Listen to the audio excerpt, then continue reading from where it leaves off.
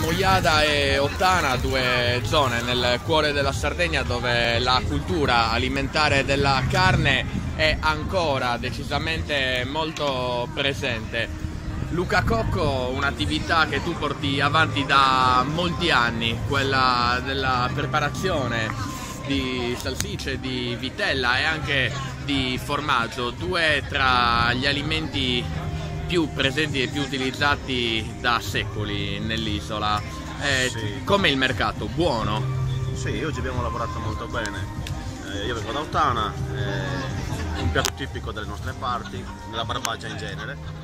Qui abbiamo delle vitelle, dei vitelloni fatti allo spiedo, fesa e noce, delle salsicce condimento classico nostro con aglio, pepe e sale, poi vino bianco e aceto, e il formaggio, un pecorino arrosto, diciamo, lo facciamo sulla piastra. Ecco, carne e formaggio, due alimenti attorno ai quali ruotano anche delle discussioni. C'è anche una sorta di nuova cultura alimentare che dice che comunque mangiare carne, mangiare latticini non faccia bene, nonostante comunque siano tra le tradizioni della Sardegna. Tu da produttore cosa ti senti di dire?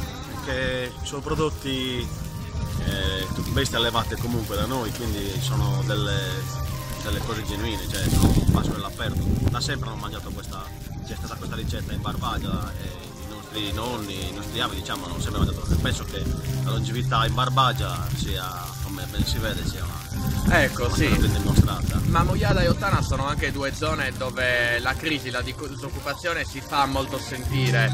Tu da quanti anni fai questo lavoro? Io non è proprio un lavoro per me, ho un'altra professione, questo lo faccio, diciamo, quelle poche volte all'anno perché ci piace a noi proprio fare queste manifestazioni, partecipare a questi eventi. Naturalmente siamo tutti quanti in regola, abbiamo i documenti a posto.